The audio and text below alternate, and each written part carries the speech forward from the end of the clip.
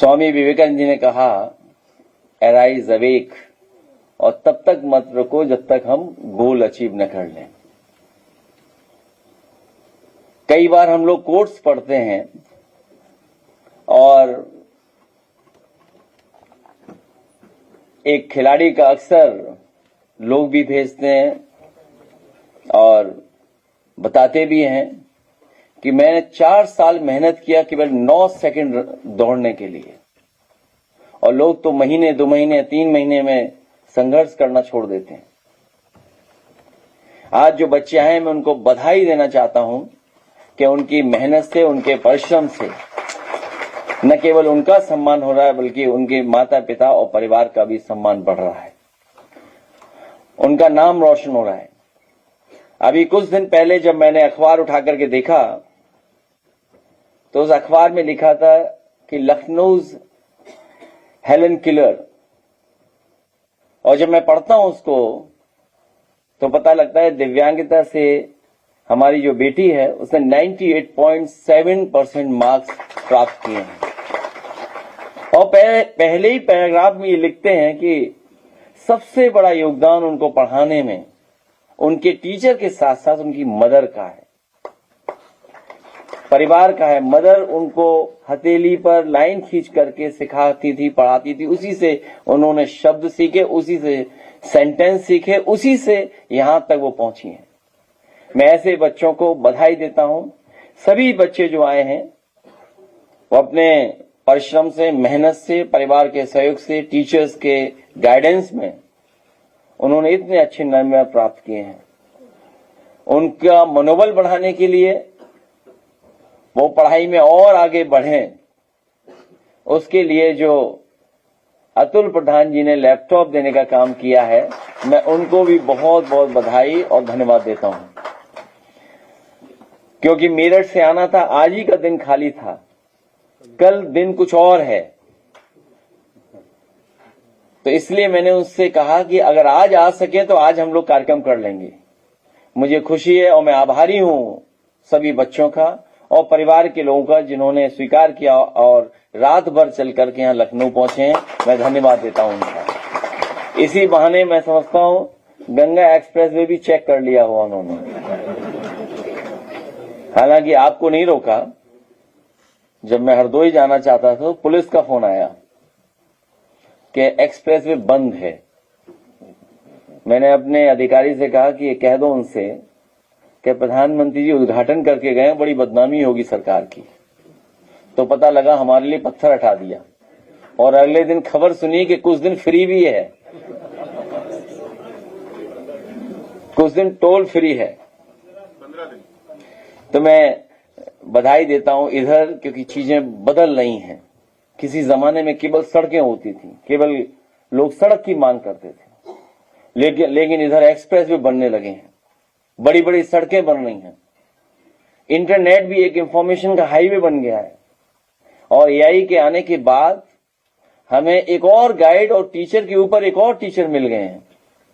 तो आज कितना आसान हो गया है कि अगर हम चीज के बारे में जानना चाहें, पढ़ना चाहें, सब्जेक्ट के बारे में जानना चाहें तो कितना आसान हो गया। शायद उस डिजिटल डिवाइड को खत्म करने के लिए समाजवादी पार्टी ने लैपटॉप जैसी योजना शुरू की थी। मुझे खुशी है कि जो कभी हम लोगों ने अपनी सरकार में दिए थे वो लैपटॉप आज भी चल रहे हैं।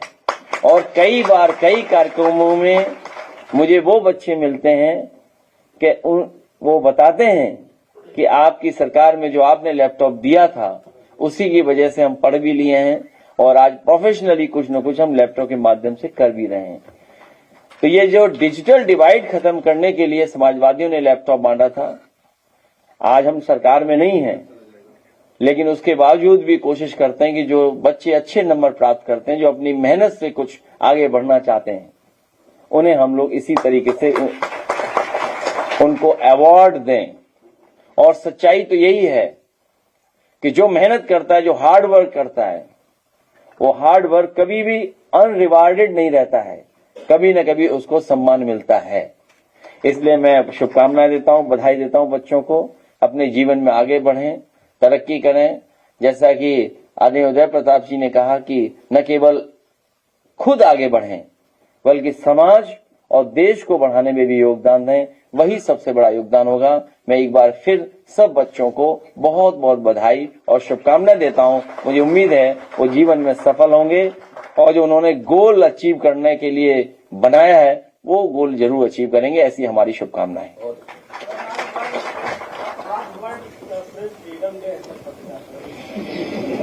हालांकि आप अपनी ही रैंक पूछना चाहते तो मैं क्या बताऊं। मैं जिन बच्चों के पास बैठा हूं वो 98.7% से शुरू होकर के 90s में हैं और जो अब मार्क्स 100 में से 100 भी प्राप्त किए, ऐसे बच्चे भी हैं। हालांकि आप लोगों को कितने नंबर मिले दुनिया में, शायद 9% तो मिले होंगे नंबर। कितने स्थान पे हो आप? कितने में?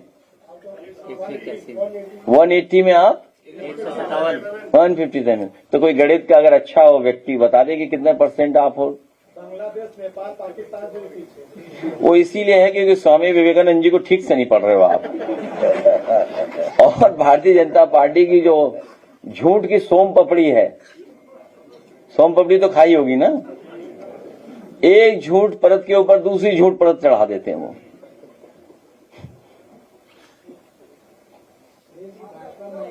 इसलिए अपनी रैंक की चिंता कर रहे हैं, इसलिए मैं ऐसे पत्रकार साथी को बधाई देता हूं कि वो अपनी रैंक की भी चिंता कर रहा है।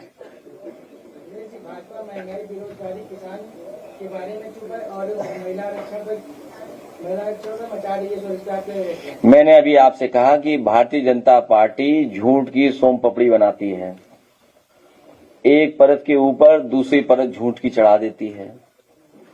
और आप शायद रहे होंगे और आम लोग इस बात को महसूस कर रहे थे और जानते थे कि जैसे ही चुनाव खत्म होगा, मतदान होगा, उसके बाद महंगाई बढ़ जाएगी।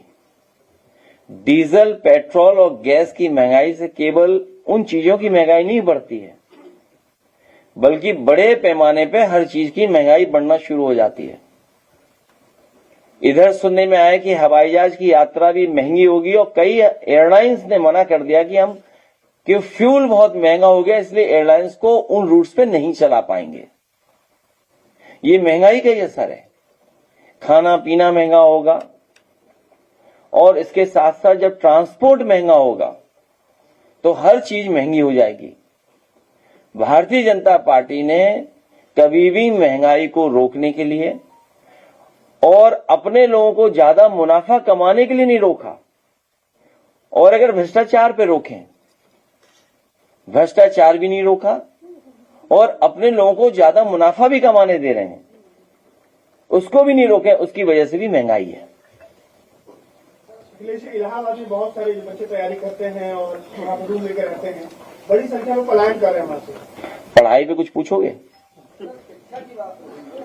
पलायन इसलिए कर रहे हैं क्योंकि रोजगार, नौकरियां नहीं है और जिस गुणवत्ता के साथ यूनिवर्सिटी कॉलेजेस बनने चाहिए, इधर प्राइवेट कॉलेजेस बढ़ गए, प्राइवेट यूनिवर्सिटीज बढ़ गई। फीस स्ट्रक्चर क्या बना दिया सरकार ने? फीस स्ट्रक्चर ऐसा ही गरीब परिवार के बच्चे नहीं पढ़ सकते हैं। इसीलिए नेताजी ने गरीब परिवारों की बेटियां पढ़ें, आगे बढ़ें और अपने जीवन में सफल हों, इसलिए कन्या विद्याधन योजना शुरू की थी, जिसमें 30,000 रुपए पिछली सरकार में हम लोग देते थे। भविष्य में भी पुनः बेटियां कैसे पढ़ें, आगे बढ़ें, उनके लिए पढ़ाई के लिए, पढ़ाई के साथ साथ जो आधुनिक और आज के समय की पढ़ाई है, जो रोजगार उपलब्ध करा दे, नौकरी दिलवा दे, भविष्य बना दे और एक अच्छा इंसान बनाए, उस दिशा में हम लोग काम करेंगे। केजी से लेके पीजी तक पढ़ाई जो फ्री बात की थी बेटियों की, वो हम लोग कर करके दिखाएंगे। बंगाल में अब तक जो है केंद्रीय का बहुत ज्यादा दखल था, जितने बल थे, अब कोर्ट ने कह दिया कि गिनती में भी उनका पूरा रहेगा। तो आगे आने वाले समय में 2027 में हम मतलब सपा कैसे इसमें फाइट करेंगे अगर ऐसे चलता रहा? हम सब ये जानते हैं कि इलेक्शन कमीशन एक न्यूट्रल बॉडी है, कॉन्स्टिट्यूशनल बॉडी है।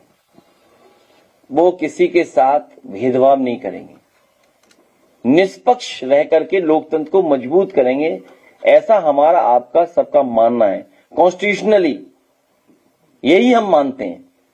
लेकिन यूपी में जब रामपुर का चुनाव हुआ, बाई इलेक्शंस हुए, बाई इलेक्शंस के बाद एक इलेक्शन हुआ, हमने आपने देखा कि किस तरीके से किनको प्रिसाइडिंग ऑफिसर बनना है, किसको बूथ पर अधिकारी पोस्ट करना है, किन सिपाही को, किन इंस्पेक्टर को, किन एडिशनल एसपी को पोस्ट करना है, कौन पूरा चुनाव को देखेंगे।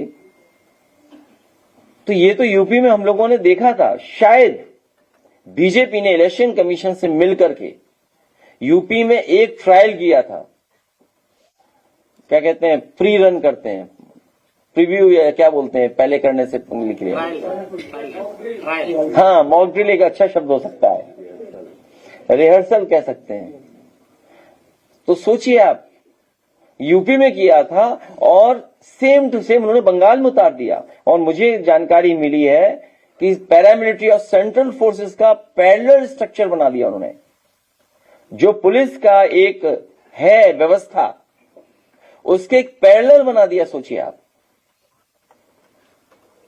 तो इसलिए ये जनता का चुनाव होने जा रहा है। दीदी थी, दीदी जीतेंगी, दीदी रहेंगी, और एक अकेली हैं, वो लड़ेंगी भी और जीतेंगी भी।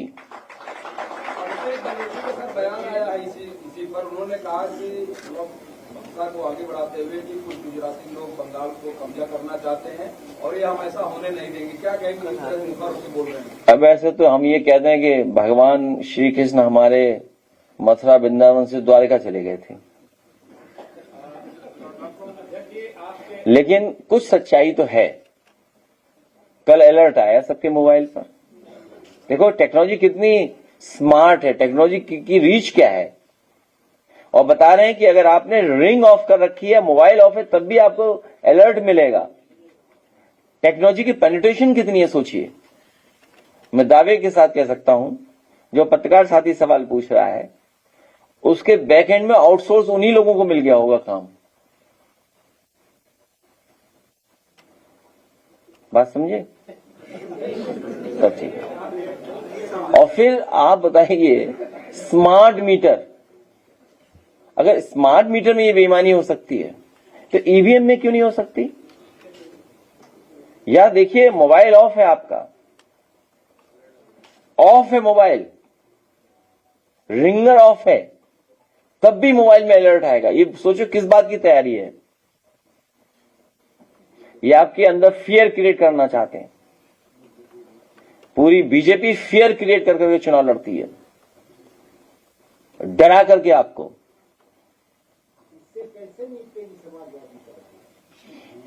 अभी निपटे थे, बाकी हमारी उत्तर प्रदेश जनता निपटेगी। हम तो रास्ता दिखा सकते हैं, हम तो लोकतंत्र में बता सकते हैं लोगों को। इस बार जनता निपटेगी और मैं जानता हूं आप भी निपटोगे। और ये बात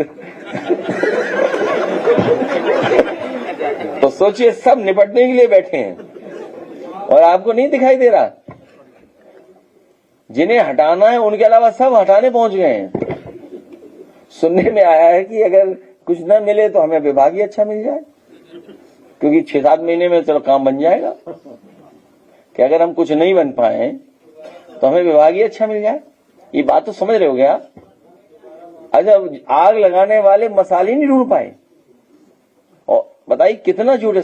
जो चीज पार्लियामेंट में पास हो गई, जो कानून बन गई कि आरक्षण लागू है, लेकिन उसके बाद भी आंदोलन चल रहा है। बताओ किसको झूठ की परत चढ़ा रहे हैं, किस पे चढ़ा रहे हैं लोग?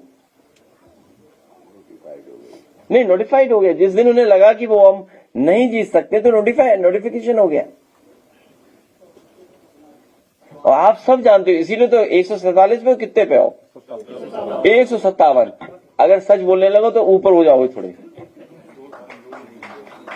अगर आप इसी पे पोल खोल दें, हम तो अपने पत्रकार साथियों से कहेंगे रैंकिंग बहुत खराब है आपकी। अगर आप रैंकिंग ठीक करना चाहते हैं तो आज ही से सच बोलने लगो।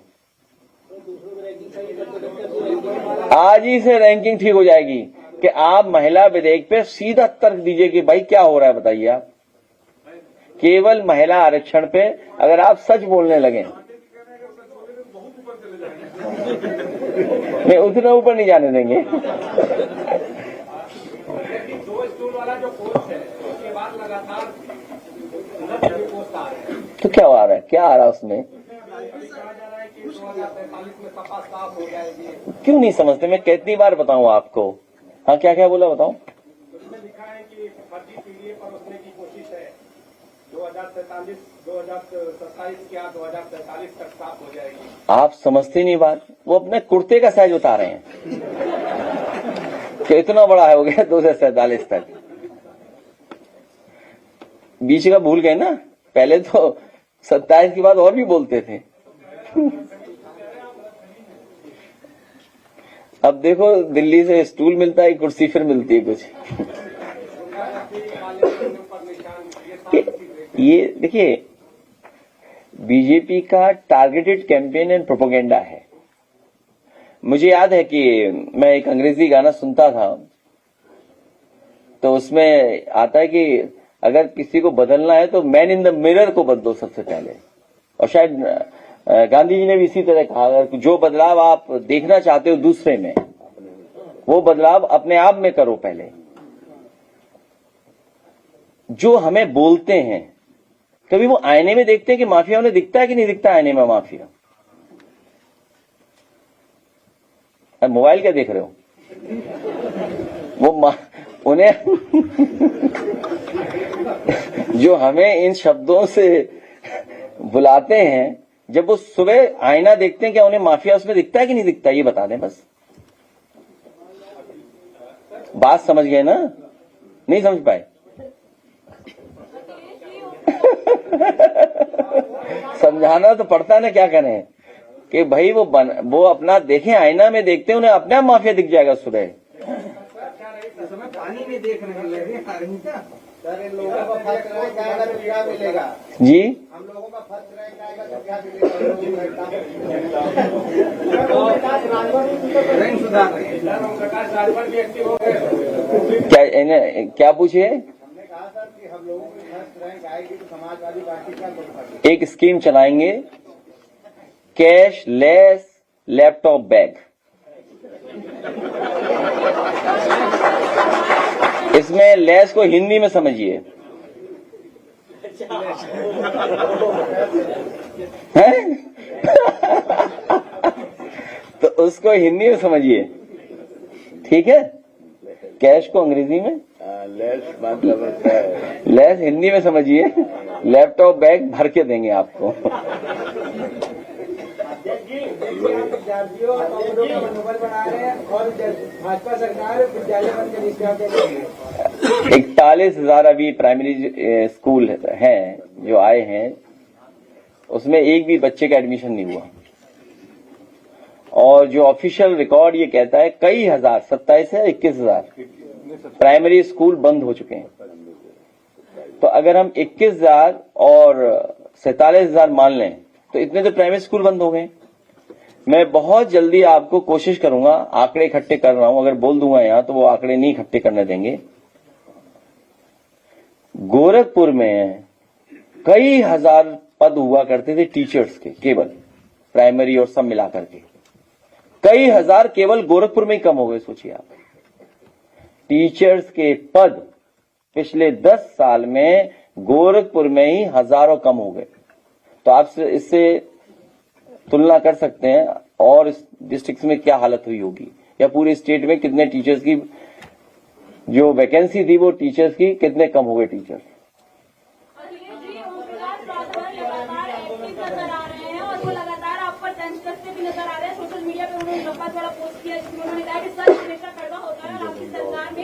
गरीब यादव पहले भी गरीब हुआ करते थे। क्या बता रहे हो? ऐसा है, आपकी बहन सीमा राजभर उसका जवाब देंगी।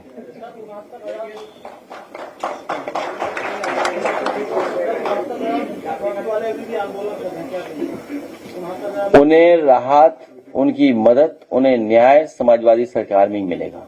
बीजेपी ने ऐसे उलझा दिया है कि अगर एक पक्ष की फैसला लेगी तो दूसरा पक्ष कोर्ट चला जाएगा। उनकी मदद कोई करेगा तो वो समाजवादी पार्टी है, समाजवादी पार्टी रास्ता निकालेगी, उन्हें न्याय दिलाएगी। कई बार अक्सर खबरें आती रहती हैं कि पानी की टंकियां बनते ही गिर जाती हैं, उद्घाटन पे या पहली बार ही पानी भरा जाता है कल सिद्धार्थ नगर में 5 छोटे छोटे बच्चे बेचारे और वहाँ सुरक्षा का कोई नहीं था, तो वो चढ़ गए ऊपर रील बनाने की कुमारी में के चक्कर में और उसकी सीढ़ी गिर गई 3 बच्चों के वजन से।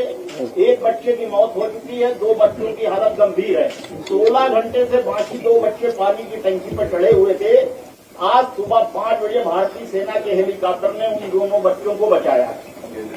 मैं सेना के अधिकारियों को धन्यवाद देता हूं कि उन्होंने बच्चों की जान बचाई। हालांकि ये बहुत सीरियस मैटर है, बहुत सीरियस है, लेकिन मैं बीजेपी के लोगों से अपील करूंगा कि बीजेपी के लोग भविष्य में पानी की टंकी के नीचे प्रेस करें। वहाँ सर हाइड्रोलिक मशीन बुलाई गई थी, सड़क बनवाने लगा था, वो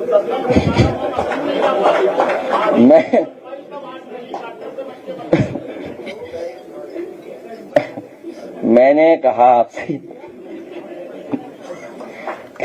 कि भविष्य में भारतीय जनता पार्टी पानी की टंकी के नीचे प्रेस करें और टंकी में पानी भर दें। है नहीं, आप लोग दूर रहना ना, आपको तो बता दिया बात।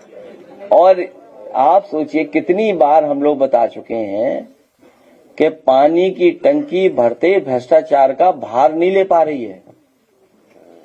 भ्रष्टाचार का जो भार है वो सहन नहीं कर पा रही है टंकी, पानी की टंकी। और ये सिद्धार्थनगर में जो गिरी है उसकी पाइपलाइन यहाँ 5 कालीदास तक होगी। जो सिद्धार्थनगर में पानी की टंकी गिरी है उसकी पाइपलाइन यहाँ 5 कालीदास तक होगी। अब खोजेंगे कहाँ है, तो अब पार्टी काले हमारा पहले पड़ता है।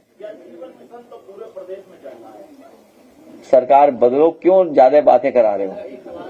हाँ माई कि जैसा आज वर्ल्ड प्रेस फ्रीडम डे है, इंडिया 157 रैंक पे है, सवाल ये है कि क्या आपकी सरकार बनने पर हमारे जैसे यंग जर्नलिस्ट को सपोर्ट करने के लिए आप कोई स्कीम कराएंगे?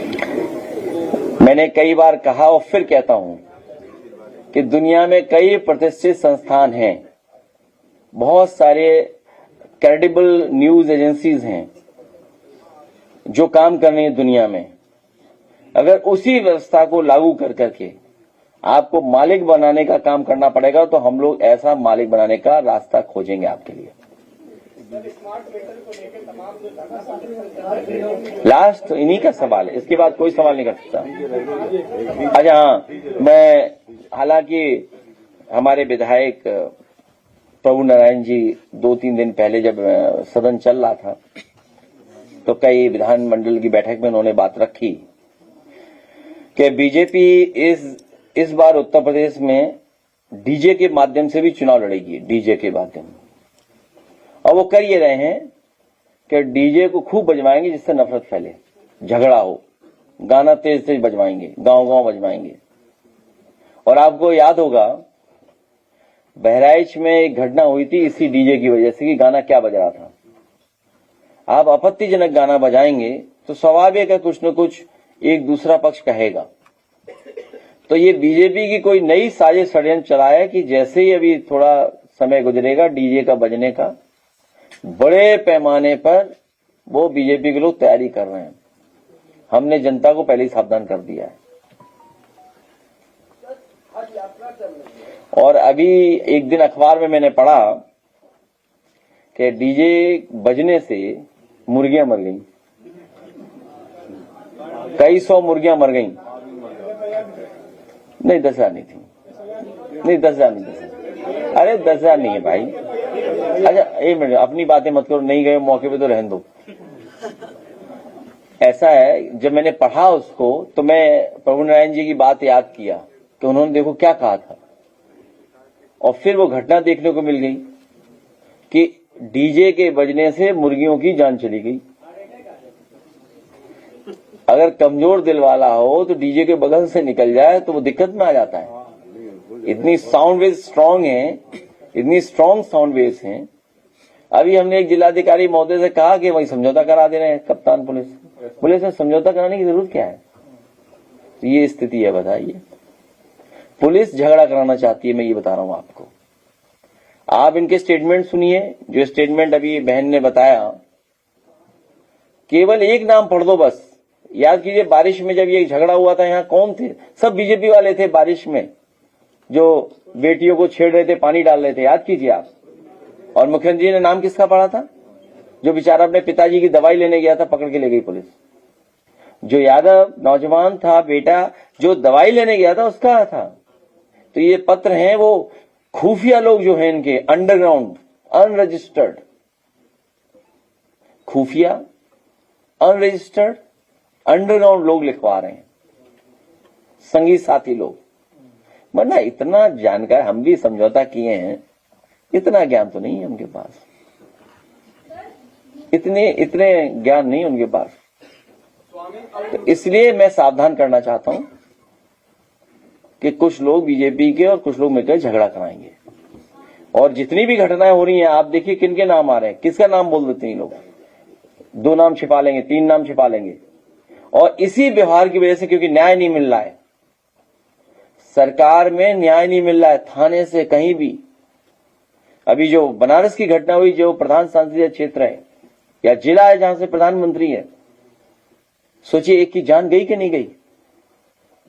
एक ही जान ले ली लोगों ने कि नहीं ले ली? ये सरकार की वजह से हो रहा है सब कुछ। अब उस परिवार को कौन न्याय दिलाएगा? अभी एक बेटी जो आना था, फतेहपुर की जो बेटी जिसके साथ गलत घटना हुई, उसके परिवार के लोग लाकर के मिलाना चाहते थे, पूरी पुलिस लगी हुई है वहां पर, पूरा प्रशासन लगा हुआ है वहां पर कि परिवार से कोई मिल ना ले। बताइए आप। वो तो मुझे याद है, और उसमें दोनों मुझे नेताओं के भी स्टेटमेंट याद हैं। रुक जाइए, बैठ जाओ। उसमें एक राज्यसभा के एमपी उन्होंने ठीक कहा कि अगर न्याय नहीं मिलेगा तो हम ये कर देंगे, सरकार की पोल खोल देंगे। राज्यसभा सांसद जिन्होंने सीट खाली की, जिसकी वजह से वहां से मुख्यमंत्री चुने गए, इस घटना के बारे में कहा कि अगर उस परिवार को न्याय नहीं मिलेगा तो हम सरकार की पोल खोल देंगे। मैं अपने पत्रकार साथियों का बहुत बहुत धन्यवाद देता हूं, बहुत बहुत आभार प्रकट करता हूं। उनको बहुत शुभकामनाएं, बधाई। हमारे पूजनीय शंकराचार्य सनातन धर्म का प्रचार करते हुए निकलेंगे और नकली संत की पोल खोलेंगे।